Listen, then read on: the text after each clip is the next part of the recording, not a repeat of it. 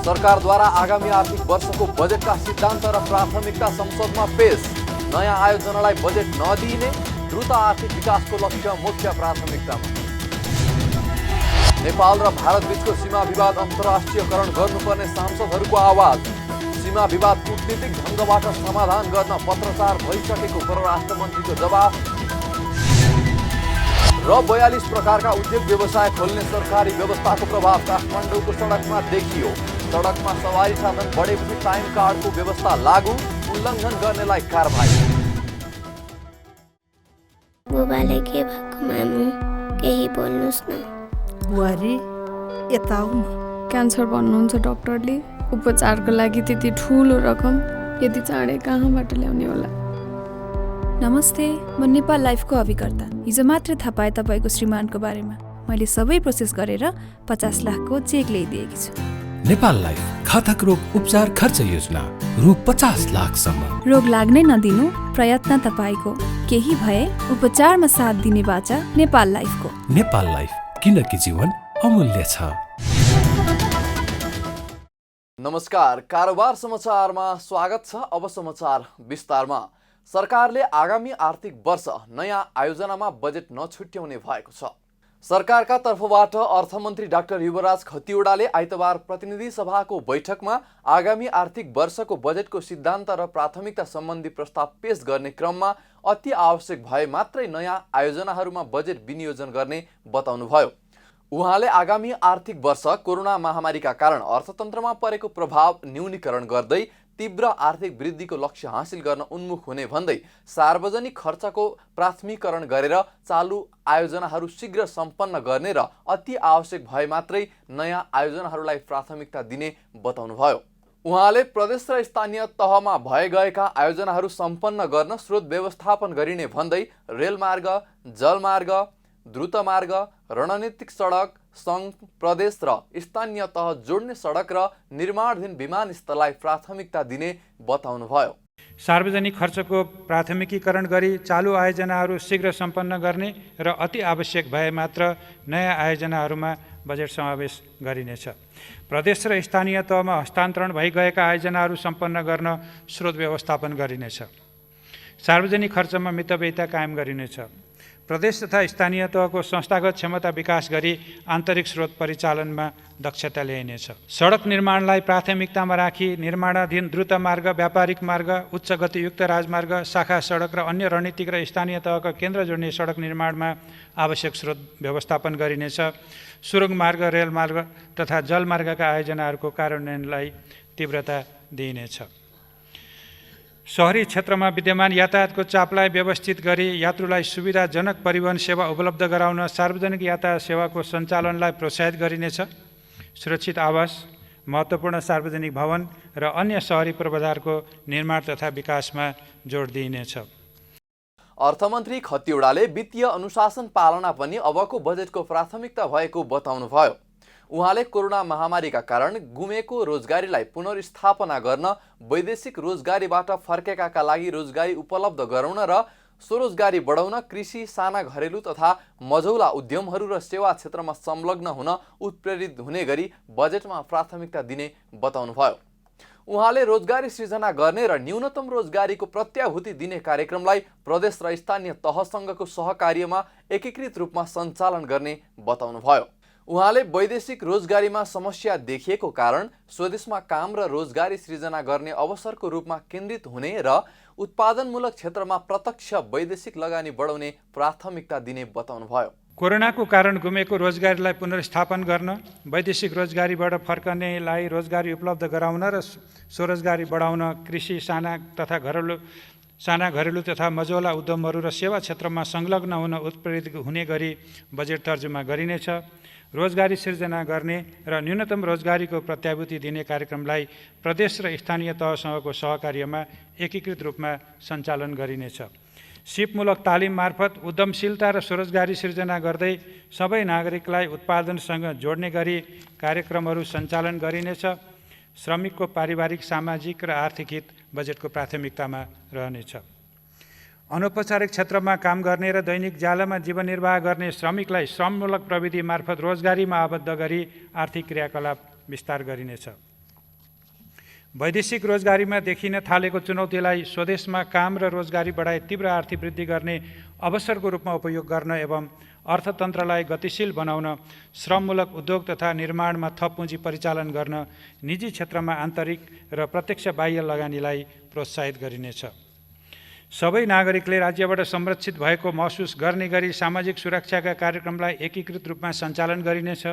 अर्थमन्त्री खतिवडाले कोरोनाको कारण होटल पर्यटन लगायतको व्यवसायमा परेको प्रभावका लागि पुनरुत्थानको कार्यक्रम ल्याउने तथा पूर्वाधार विकासमा जोड दिन प्राथमिकता दिने बताउनुभयो। Hotel, restaurant, airlines, travel, trekking, पर्वतारोहण लगायतको सम्पूर्ण पर्यटन क्षेत्रको पुनरुत्थानलाई उच्च प्राथमिकता दिइनेछ। पर्यटन गन्तव्य र वस्तुलाई विविधीकरण गर्नुको साथै पर्यटन पूर्वाधारको विस्तार गरिनेछ। विमानस्थल निर्माण र स्तरोन्नतिको कार्य अगाडि बढाइनेछ। आन्तरिक पर्यटन र संरक्षित क्षेत्र लक्षित पर्यटनका माध्यमबाट ग्रामीण उद्यम र स्थानीय उत्पादन वृद्धिलाई जोड दिनेछ। अर्थमन्त्री खतिवडाले वाम गठबन्धनको चुनावी घोषणा पत्र र नीतिगत तथा संस्थागत सुधारका लागि सरकारले गरेका निर्णय र अर्थतन्त्रमा परेको कोरोनाको प्रभावबाट चाँडै माथि उठ्दै तीव्र आर्थिक वृद्धिको लक्ष्य हासिल गर्न बजेटको सिद्धान्त र प्राथमिकताका आधार भएको बताउनुभयो। उहाँले आगामी आर्थिक वर्षको बजेट मौलिक हक कार्यान्वयन तथा चरम गरिबी र भोकमरी हटाउन केन्द्रित हुने बताउनुभयो। उहाँले निजी क्षेत्रलाई सामाजिक जिम्मेवारी सहित आर्थिक वृद्धिको साझेदार बनाउने र वैदेशिक लगानीलाई राष्ट्रिय पुँजी निर्माणको परिपोषकका रूपमा प्रयोग गर्ने बताउनुभयो। उहाँले करको दर बढाउने भन्दा दायरा बढाउनेतर्फ बजेटले प्राथमिकता दिने पनि बताउनुभयो। बजेटका सिद्धान्त र प्राथमिकतामाथि प्रतिनिधि सभामा सोमबार छलफल हुनेछ। नेपाल र भारत बीचको सीमा विवाद अन्तर्राष्ट्रियकरण गर्नुपर्ने आवाज उठेको छ। आइतबार प्रतिनिधि सभाको बैठकमा परराष्ट्र मन्त्री प्रदीप गेवालीले पेश गर्नुभएको सार्वजनिक महत्त्वको प्रस्ताव माथिको प्रश्न उत्तरमा सहभागी हुँदै अधिकांश सांसदहरूले दुई देश बीचको सीमा विवाद अन्तर्राष्ट्रियकरण गर्नुपर्ने माग गरेका हुन्। भारतले नेपालको भूमि मिचेर तिब्बतको कैलाश मानसरोवर जोड्ने सडक निर्माण गर्नु आपसी हित र सन्धि सम्झौता विपरीत भएको भन्दै मन्त्री गेवालीले सार्वजनिक महत्त्वको प्रस्ताव पेश गर्नुभएको हो। सांसदहरूले भारत सरकारको यो कदमप्रति घोर निन्दा र भर्त्सना गर्दै अन्तर्राष्ट्रियकरण गरी संयुक्त राष्ट्र सङ्घमा लैजानुपर्ने बताएका छन्। उनीहरूले सुगौली सन्धि विपरीत भारतले एकलौटी रूपमा सडक निर्माण गर्नु नेपालको सार्वभौमिकतामाथिको आक्रमण भएको भन्दै उक्त सडक निर्माणका लागि भारत र चीनका बीचमा सम्झौता भएको देखिएकोले चीन सरकारलाई समेत पत्र पठाउनु पर्ने समेत माग गरेका छन्। इन्डियाले टेरेको अवस्था देखेन, मिचेरै लैजान कोसिस गरेको देखियो।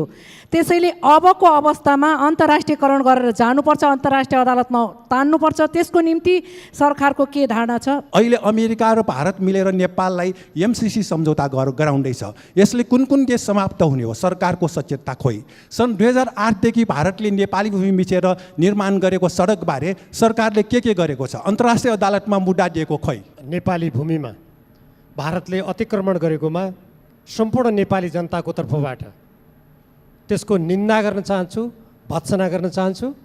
त्यो अन्तर्राष्ट्रिय कानुनको विरुद्ध छ, असल छिमेकी नीतिको विरुद्ध छ र त्यो आजको सभ्य समाजको विरुद्ध छ। त्यसकारण त्यो काम तुरुन्त बन्द होस् र त्यहाँबाट भारतीय सेना फिर्ता होस् भन्ने म माग गर्न चाहन्छु र त्यो भारतीय सेना फिर्ता गर्नेतर्फ नेपाल सरकारले के गरिरहेको छ म त्यो प्रश्न गर्न चाहन्छु। सन् 1816 को सुगौली सन्धिले काली नदीको पूर्वतर्फको भाग नेपालको भन्ने कुरामा कुनै विवाद देखिँदैन।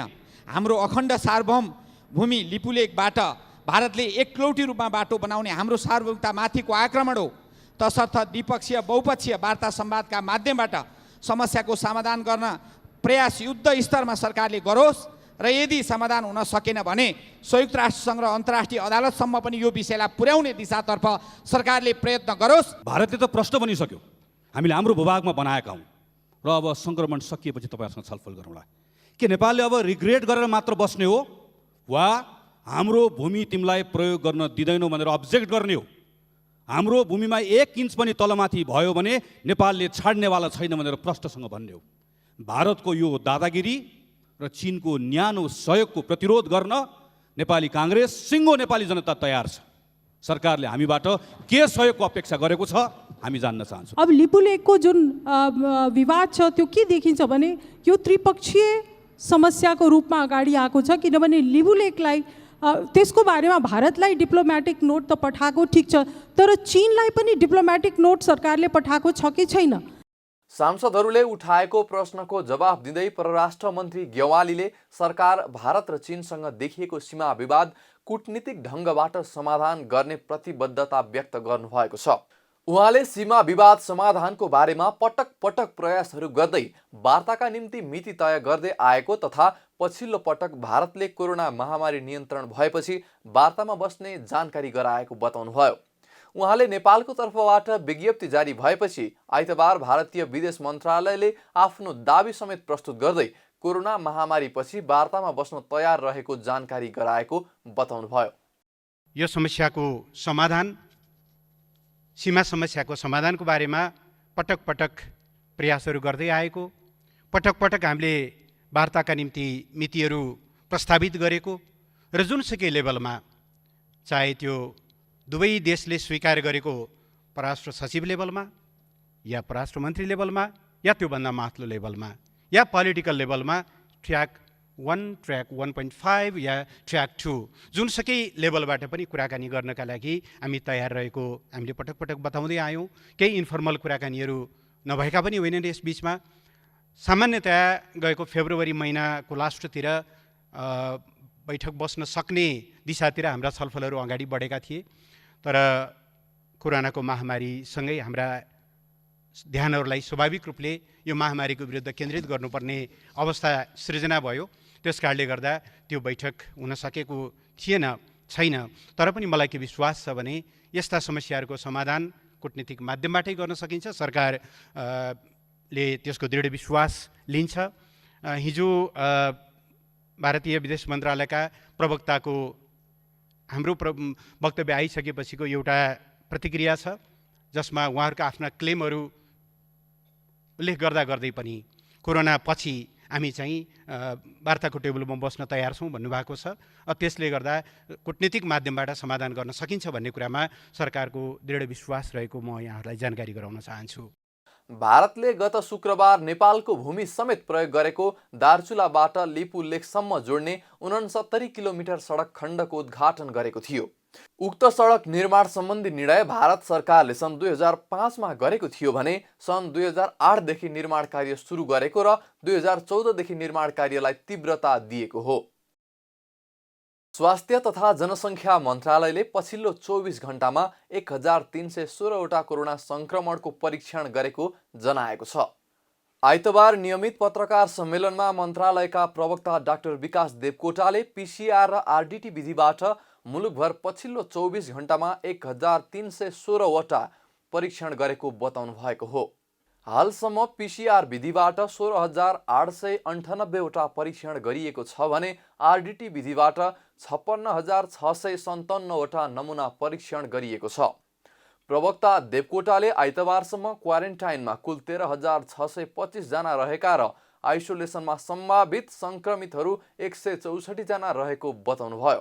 उहाँले आज आइसोलेसनमा कुनै पनि व्यक्ति थप नभएको पनि बताउनुभयो।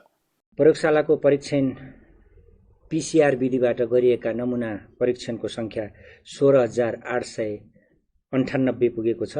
त्यसैगरी आरडीटी विधिबाट गरिएका परीक्षणहरूको संख्या 56657 पुगेको छ। गत 24 घण्टामा थप 1316 वटा परीक्षणहरू भएका छन्। क्वारेन्टाइनमा रहेका व्यक्तिहरू 13625 जना हुनुहुन्छ, जसमध्ये प्रदेश नम्बर 1 मा 1238, प्रदेश नम्बर 2 मा 1443, बागमती प्रदेशमा 110, गण्डकी प्रदेशमा 242, त्यसैगरी प्रदेश नम्बर 5 मा 4942, कर्णाली प्रदेशमा 2326 र सुदूरपश्चिम प्रदेशमा 3324 जना गरी कुल 13625 जना आज क्वारेन्टाइनमा रहनुभएको छ।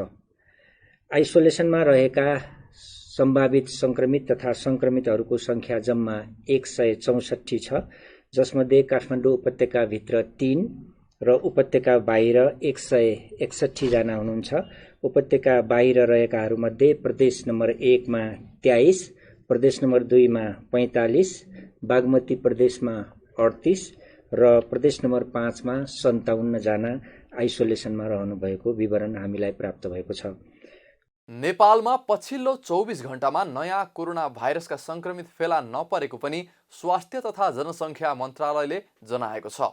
हालसम्म नेपालमा 110 जना संक्रमित फेला परेका छन्।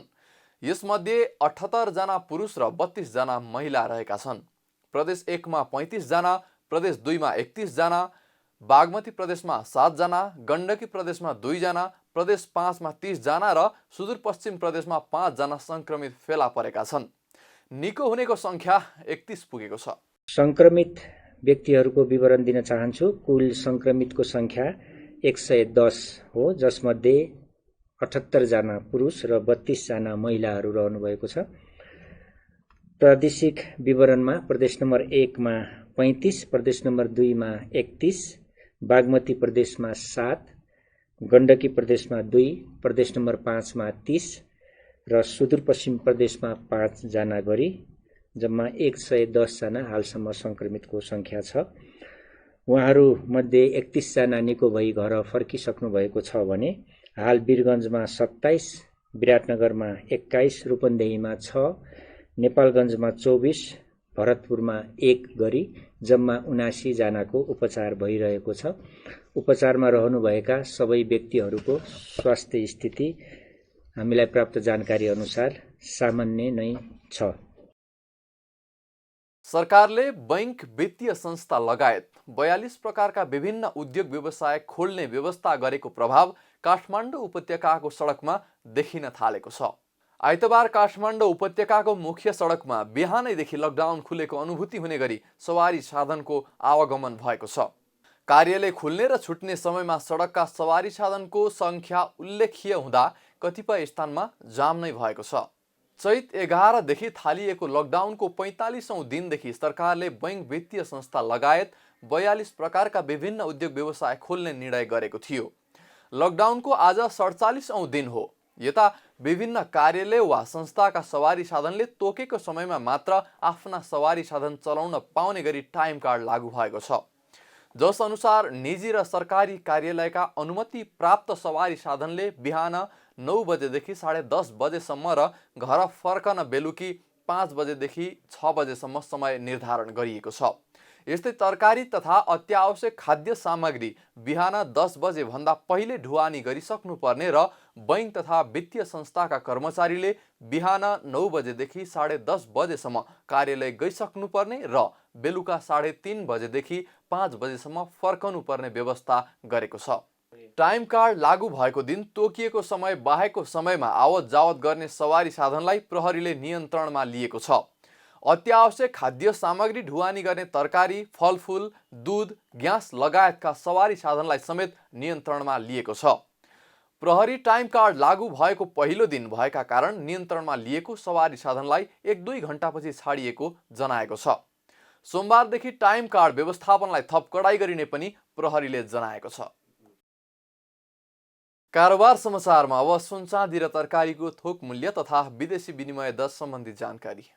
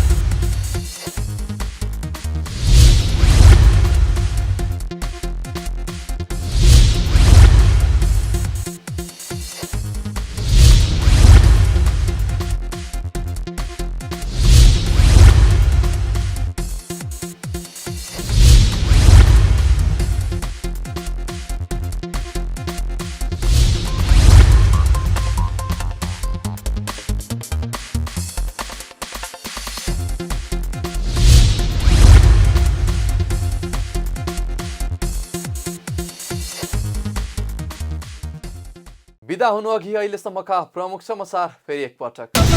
सरकारद्वारा आगामी आर्थिक वर्षको बजेटका सिद्धान्त र प्राथमिकता संसदमा पेश।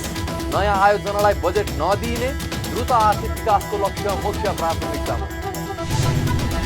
नेपाल र भारत बीचको सीमा विवाद अन्तर्राष्ट्रियकरण गर्नुपर्ने सांसदहरूको आवाज। सीमा विवाद कूटनीतिक ढङ्गबाट समाधान गर्न पत्रचार भइसकेको परराष्ट्र मन्त्रीको जवाब। र 42 प्रकारका उद्योग व्यवसाय खोल्ने सरकारी व्यवस्थाको प्रभाव काठमाडौँको सडकमा देखियो। सडकमा सवारी साधन बढेपछि टाइम कार्डको व्यवस्था लागू, उल्लङ्घन गर्नेलाई कारबाही। कारोबार समाचार सकियो। हामीलाई बिदा दिनुहोस्। नमस्कार।